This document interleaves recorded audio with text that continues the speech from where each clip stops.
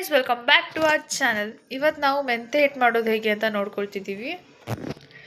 ಇದು 1 ಕಪ್ ಅಕ್ಕಿ ತೊಗೊಂಡಿದ್ದೀವಿ, 1 ಕಪ್ ಉದ್ದಿನಬೇಳೆ, 10-12 ಒಣಮೆಣಸು, 1 ಕಪ್ ಕಡಲೆಬೇಳೆ, 1 ಕಪ್ಪು ಗೋಧಿ, ಇದು 4 ಚಮಚ ಜೀರಿಗೆ, ಇದು 1 ಸ್ಪೂನ್ ಮೆಂತೆ ತೊಗೊಂಡಿದ್ದೀವಿ, ಇದು 2 ಸ್ಪೂನು ಮೆಣಸುಕಾಳು, ಇದು 2 ಸ್ಪೂನ್ ಹಬೀಜ, ಅದು 2 ಸ್ಪೂನ್ ಲವಂಗ, ಇದು ಒಣಶುಂಠಿ, ಅರಿಶಿನ ಬೇರು ಮತ್ತು ಕಲ್ಲಿಂಗು.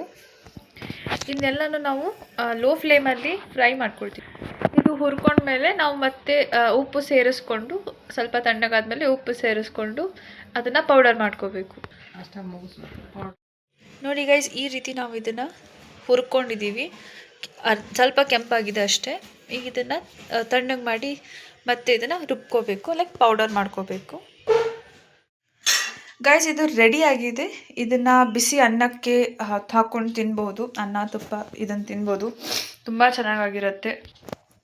ಅವಲಕ್ಕಿ ಚುರ್ಮುರಿ ಏನಾದರೂ ಒಗ್ಗರಣೆ ಟೈಪ್ ಹಾಕಬೇಕಾದ್ರೆ ಇದನ್ನು ಸಹ ಯೂಸ್ ಮಾಡ್ಬೋದು ಅದರೊಟ್ಟಿಗೆ. ತುಂಬ ಟೇಸ್ಟಿಯಾಗಿರುತ್ತೆ. ಎಲ್ಲರೂ ಮನೇಲಿ ಇದನ್ನು ಟ್ರೈ ಮಾಡಿ ಹೇಗಾಯಿತು ಅಂತ ಕಮೆಂಟ್ ಮಾಡಿ ಹೇಳಿ.